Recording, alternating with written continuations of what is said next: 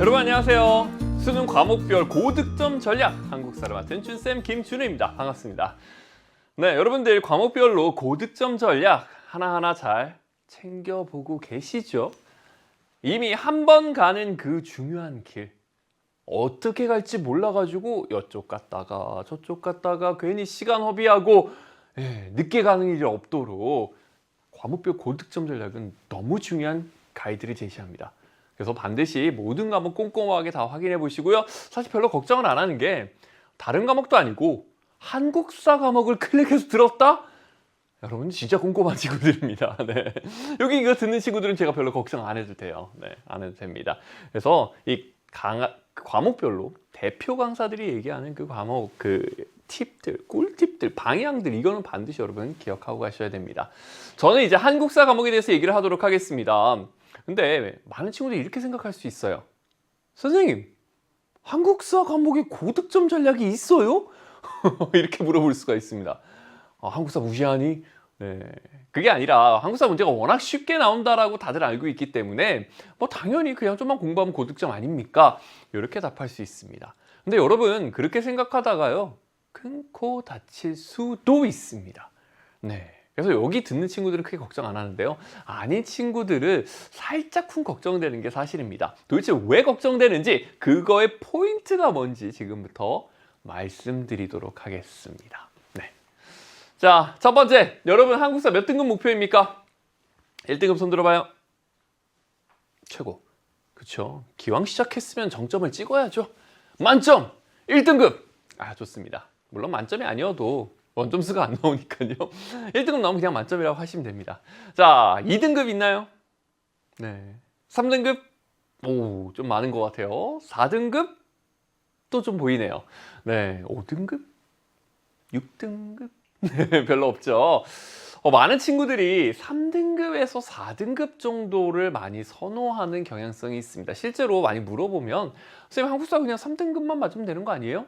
특히 이과생 같은 경우에는 4등급만 맞으면 되는 거 아니에요? 보통 거기가 만점이라던데요? 이렇게 얘기합니다. 자, 여기서 얘기하는 거 틀린 말 아니에요. 근데 뭐에 방점을 찍으셔야 되냐면요. 보통 3등급 정도 맞으면 만점이라는데요.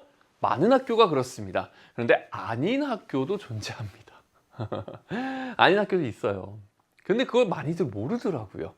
네, 그래서 제가 한번 알려드리기 위해서 간단하게 예시를 들어보겠습니다. 예를 들면 이런 거죠. 정시에서 1등급 만점을 주는 학교가 있습니다. 한국사입니다. 국어, 수학, 영어, 탐구 말고 한국사, 가산점이든 뭐 추가 점수든 감점이든 뭐 이런 식으로 해서 1등급만 만점을 주고요. 2등급부터 감점하는 학교들이 있습니다. 네, 여기 있죠. 대표적인 학교들입니다. 반영 비율이 크다 적다를 떠나서요. 정시에서는요. 촘촘하게 점수가 섞여 있어요. 거기서 손해볼 거 없잖아요. 아까 얘기했듯이 한국사 어렵지 않습니다. 조금만 효율적으로 신경 쓰면 누구나 다 1등급 받을 수 있는 과목인데 괜히 목표 3등급, 4등급 하면요. 목표를 달성하는 경우가 100%라고 생각하십니까? 여러분 목표 점수 있잖아요. 그거 다 달성하고 계세요? 절대 아닙니다. 한국사 목표 3등급? 그러면 4등급 정도 나올 수도 있습니다. 그 정도 공부하면요. 4등급이 목표다? 5등급도 나올 수 있습니다. 그쪽부터는 좀 많이 깎일 수 있어요. 네. 그래서 여러분들 목표는 1등급을 잡으셔야 됩니다. 그래야 1, 2등급이 나오면서 거의 만점으로 가는 겁니다. 이해하셨나요? 여러분 잘 생각해 보세요. 여러분 맨날 목표를 세우지만 그거 달성한 거 몇 번이나 있으세요? 여러분 목표는 높아야 돼요. 그래야 거기에 맞춰서 공부를 해야 그나마 그 밑에까지는 갈 수 있는 겁니다. 한국사는 3등급, 4등급만 맞으면 대부분 만점 아니에요? 몇몇 학교 제외하고 맞습니다. 정시에서 카이스트 같은 경우에도 정시가 있어요. 조금 뽑지만 정시 있습니다. 네, 거기서도 2등급까지가 만점입니다. 상위권 아이들 잘 들으세요. 네, 그래서 제가 하고 싶은 얘기는 뭐냐면 여러분 목표는 높게 잡으세요. 목표는 1등급. 그럼 1등급 맞으려면 어떻게 해야 되는가? 이 뒤에 제가 설명해 드릴 겁니다. 그렇게 공부를 하셔서요. 효율적으로 공부하셔서요. 1, 2등급 그냥 당연히 다 1등급 갈 거예요. 제가 이 얘기 들으면. 1등급 맞고요. 한국사는 아무런 불안감 없이 가시면 됩니다. 그리고 또 어떤 학교 같은 경우에는 한국사를 탐구 과목으로 바꾸는, 많진 않지만 그런 학교도 있습니다. 근데 한국사는 1등급 맞기 쉬운데 탐구 1등급 맞기는 쉽진 않아요. 내가 그 학교 안 갈 건데요. 여러분 정시 가보십시오. 점수 맞춰서 유리한 데밖에 늘 수밖에 없습니다. 네. 어차피 대비해야 되잖아요.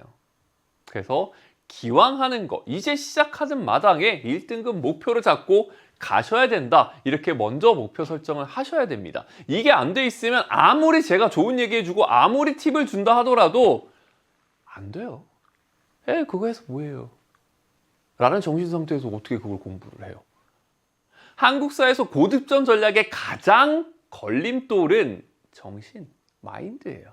그 생각을 뜯어고치지 않는 이상은 여러분들 고득점 갈 수가 없습니다. 안 해요. 하면 쉽게 누구나 다 되지만 안 하기 때문에 고득점을 갈 수 없습니다. 그래서 한국사는 그거와의 싸움입니다. 제가 애들한테 맨날 하는 얘기가 있어요. 꽤 오래전 됐네요 벌써. 예전에 우리나라의 포항 지역에서 큰 지진이 나가지고 수능이 일주일 연기된 적이 있었습니다. 그때 기억나실지 여러분들은 모르겠는데 저 그때 고3 담임이었어요.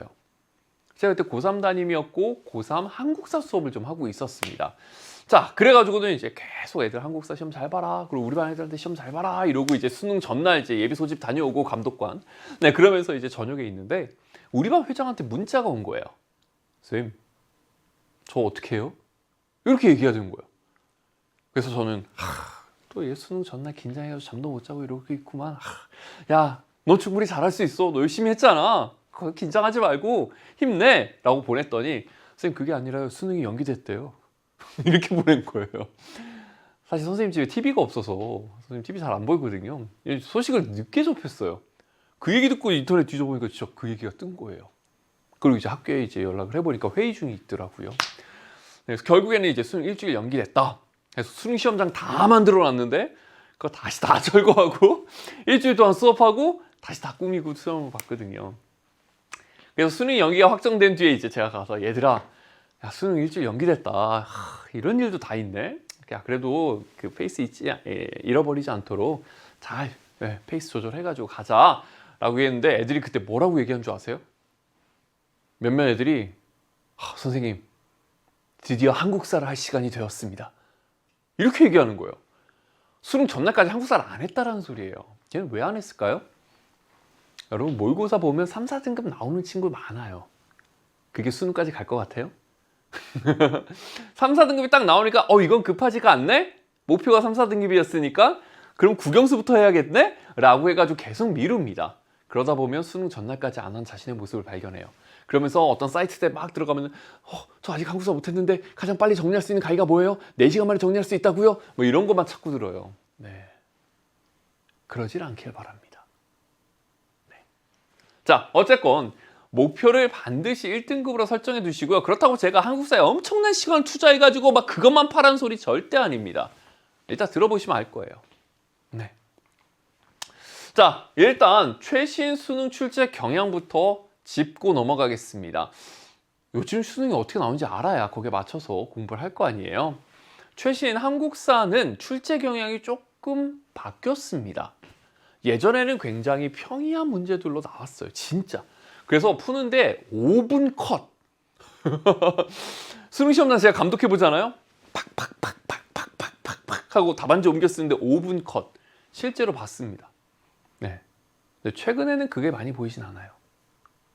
점점 난이도가 살짝씩 올라가고 있습니다. 근데 여기서 중요한 건 뭐냐면요. 그래도 쉬워요. 그래도 쉽습니다. 뭐 옛날에 이런 문제 나왔었거든요. 임진왜란, 정답 이순신. 이런 건 요즘 잘 안 나오지만 그래도 쉽게 나옵니다. 그래서 쉽게 나오고요. 그 다음 또 뭐가 있냐면 한국사 문제를 봤을 때 이런 것까지 내네? 예전에 이런 거 안 됐었는데? 애들 이런 것까지 대비하려면 야, 시간 좀 들겠는데? 라고 싶은 주제들이 나오기 시작했습니다. 생소한 주제. 근데 그거 틀려도 1등급 나와요. 그거 틀려도 1등급 나와요. 왜? 40점 1등급이니까. 50점 만점에서. 그래서 체감 난이도는 살짝 올랐지만 사실상 쉽게 1등급 받을 수는 있습니다. 만점까지 갈 필요까지는 없잖아요. 네. 그래서 최신 경향은 생소한 주제가 근현대사 파트에서 자주 출몰하고 있다. 요거는 기억을 해 두시기 바랍니다. 작년 수능을 예시로 한번 들어보도록 할게요.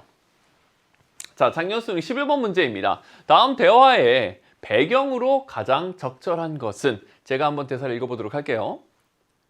이보게, 종로에서 거의 날마다 보안회가 주관하는 대중집회가 열리고 있다고 하네. 수천 명이 모여 한 뼘의 국토도 외국인에게 내줄 수 없다는 주장을 펼치더군. 아이, 지방에서는 이러한 주장에 호응하여 이곳저곳에서 보안회 의연금을 보낸다고 합니다.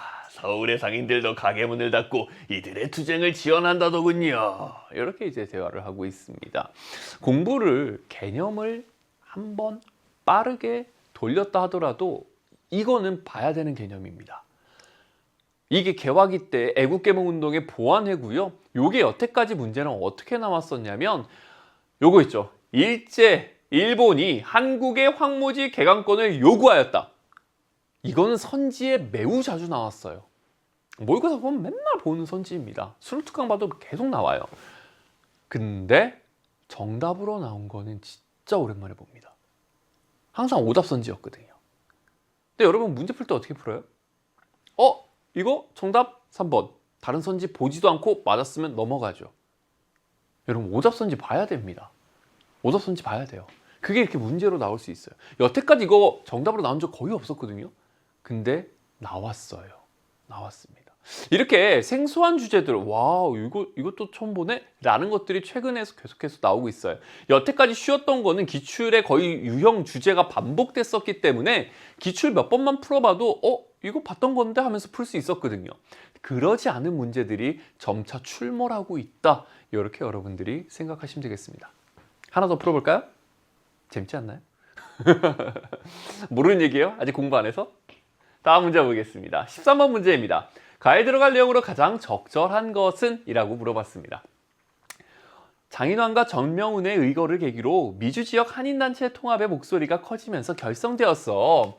파리 강화 회의에서 한국 독립 문제를 검토해달라고 미국 정부에 요청하기도 하였지. 미국 지역 한인의 권익 보호에 힘썼고 만주와 연해주에 지회를 설치하여 독립운동을 지원하였소. 이 학생도 굉장히 똑똑해 보이지 않습니까?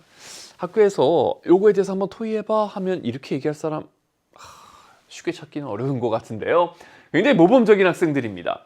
자, 학습 주제를 고르시오라고 나와 있어요. 여러분, 한국사 문제 유형 중에 주제 문제 나옵니다.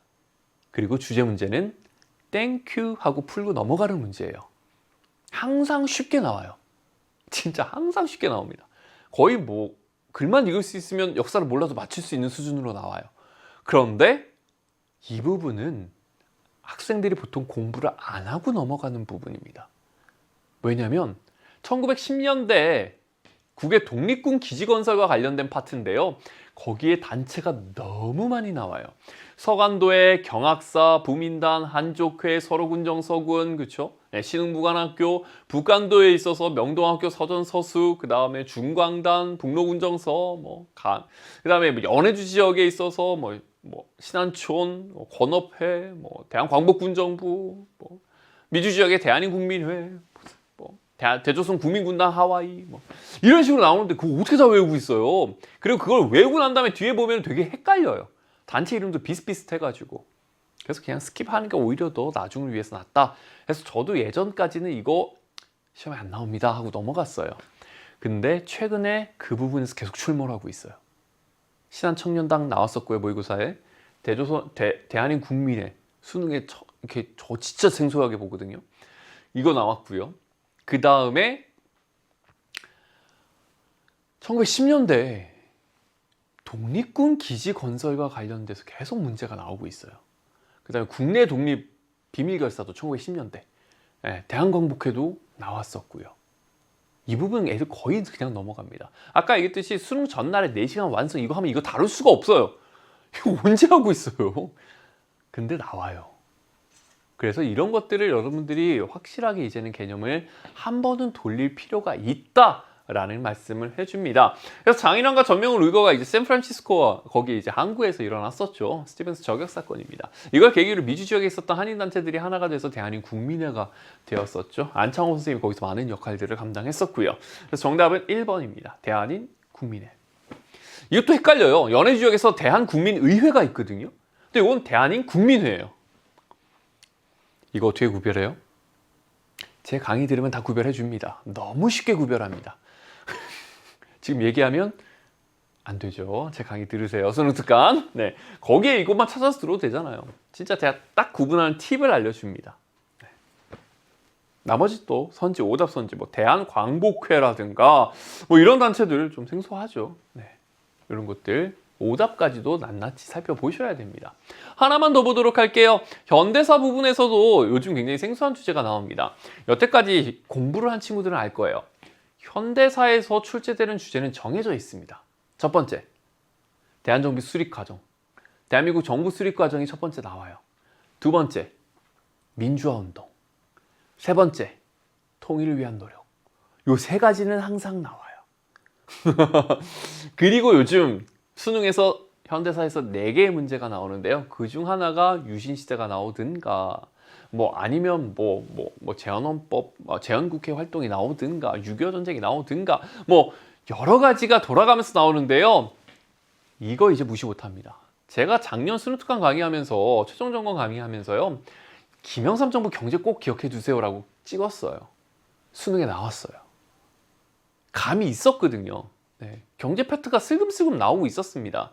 아니나 다를까 문제로 그냥 통으로 나와버렸어요.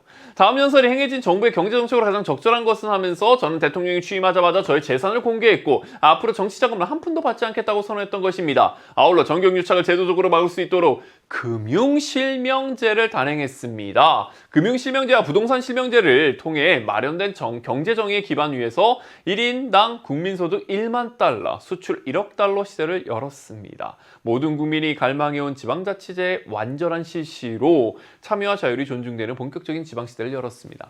금융실명제, 본격적인, 완전한, 뭐라고 했죠? 네. 지방자치제의 완전한 실시. 네, 이 두 가지가 김영삼 정부의 핵심 키워드였거든요. 그래서 연설이 행해진 정부, 김영삼 정부의 경제정책이 수능에 나온 거는 진짜 오랜만입니다. 이런 생소한 주제들이 나와요. 물론 선지는 쉬워요. 어렵진 않습니다. 경제능력 개발기구에 가입하였다. 4번이 정답이 되는 거죠. 제 말 이해하시겠습니까? 여러분, 이런 유형의 주제들은요. 속성에서는 다를 수가 없습니다. 더 중요한 주제들이 많아요. 그리고 그런 것도 나와요. 근데 이제 아닌 것들이 섞이기 시작했고요. 이 세 문제 합치면 2점짜리에도 3, 2, 6, 3점짜리면 9. 다 틀려도 40점은 맞아요. 1등급은 가능합니다. 그런데 다른 곳에서 삐끗하면 또 모르죠. 그래서 여기까지는 봐주는 것이 좋습니다. 그리고 오랜 시간 걸리지도 않고요. 쉽게 볼 수도 있어요. 네, 쉽게 볼 수도 있습니다. 그래서 여러분 일찍부터 3, 4등급 목표 잡지 마시고요. 이런 것도 맞추겠다라는 목표를 잡고 가셔야 1등급 나올 수 있습니다. 자, 다음으로는 자주 출제되는 문제입니다. 이건 너무 쉬운 문제들이에요. 이거는 모의고사 보면 맨날 나오는 문제고요. 주제입니다.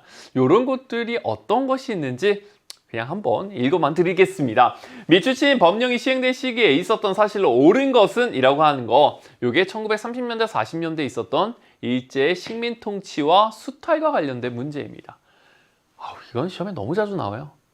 어떤 문제에는 이런 주제가 2개나 나왔어요. 문제가. 네. 제가 최종 점검 때 딱 기출문제 6월, 9월 수능 3개년치 어디 주제에서 나왔는지 다 분석해서 드리거든요.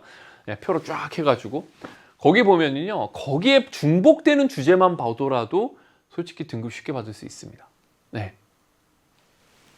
네, 정답은 쉽죠. 한국시민이나 서서, 한국시민 서서 암성이 강요되었다.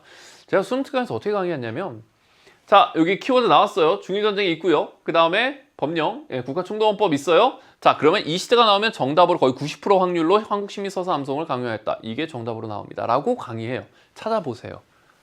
실제로 그렇게 나와요. 모의고사에서 계속 이게 정답으로 나와요. 그러면 이게 보고 정답 찍고 넘어가는데 10초도 안 걸리죠. 그래서 한국사는 쉽습니다. 하나 더 볼까요? 미 출신 시위에 대한 설명을 옳은 것을 하면서 현대사입니다. 그러면서 3.15 부정선거라고 키워드가 딱 제시가 됐어요. 3.15 부정선거면 4.19 혁명이죠. 그렇죠? 자, 그러면서 내각 책임제를 골자로 하는 개헌의 계기가 되었다. 4.19 혁명은 진짜 꾸준히 나오고 있습니다. 민주화운동은 반드시 나온다 그랬잖아요. 4.19 혁명, 4.19 혁명, 네. 5.18 민주화운동, 6월 민주항쟁 꾸준히 나옵니다. 꾸준히 나와요. 그래서 이거는 틀리면 안 되는 문제입니다. 아, 또 나왔네? 그럼 정답 이거지 뭐. 이러고 풀어야 될 문제예요. 이건 기본이고요. 생소한 주제도 이제는 대비하시는 걸 추천해 드립니다. 자, 학기 방학 중 그럼 점수 어떻게 관리해야 됩니까? 선생님 팁 주신다면서요? 맞아요. 여러분, 일단은 학기 중에는요, 중요한 거, 개념을 한번 돌리셔야 돼요. 방학 때 돌리든 언제 돌리든 개념을 한번 돌리시고요. 그리고 난 다음에 까먹으면 어떻게 해요? 모의고사로 보충하시면 됩니다. 근데 모의고사를 통해 가지고 여러분 이거 문제 맞았네? 이거 문제 맞았네? 넘어가지 마시고요. 반드시 해설을 들으세요. 그리고 오답선지 반드시 보시면 엄청 도움이 됩니다. 여러분 스스로 오답선지 안 보잖아요. 그 해설 몇 분 한다고. 빨리 듣기로 하면 진짜 빨리 들을 수 있어요. 네. 그래서 툭툭툭툭 들으면 1시간도 안 걸릴걸요? 그래서 여러분들 그것만 모의고사 보고 투자해 주시면 충분히 유지할 수 있습니다. 단 조건은 개념을 먼저 한번 들으셔야 돼요. 자, 방학 중입니다. 그래서 지금 겨울방학 때면은 개념 강의 꼭 한번 들으시라고 추천하고요. 여름방학 때라도 한 번은 꼭 들으시라고 추천을 합니다. 만약에 다 안 됐으면 주말이라도 이용을 해서 짧은 개념 강의, 수능 특강이든 그쵸, 수능 개념이든 여러분들 아무거나 하나 완강 후에 수능 특강 문제는 반드시 풀어보시길 바랍니다. 솔직히 수능 특강 문제가 수능보다 어려워요. 어렵습니다. 여러분 연계교재는 풀고 시험을 보셔야 되잖아요. 그게 최소한의 기준 아닙니까? 한국사 연계교재는 하나입니다. 수능 특강. 그거 하나만 여러분들이 다 풀고 시험 봐도 돼요. 그러지 않은 친구 엄청 많은 거 알고 있습니다. 네, 여러분 꼭 풀어보시고요. 그 다음에 개념을 꼭 하나 완강을 하셔야 됩니다. 이거. 너무 광고 같아서 좀 그렇지만 저는 진짜로 이거 나옵니다. 이거 최신에 나오기 시작했습니다. 이것까지는 안 보셔도 됩니다. 계속 이렇게 구분해서 강의를 합니다. 가장 효율적으로 여러분 공부할 수 있게. 그래서 다른 과목 선생님들이 어떻게 얘기할지 모르겠지만 저는 한국사를 강의하는 입장에서요.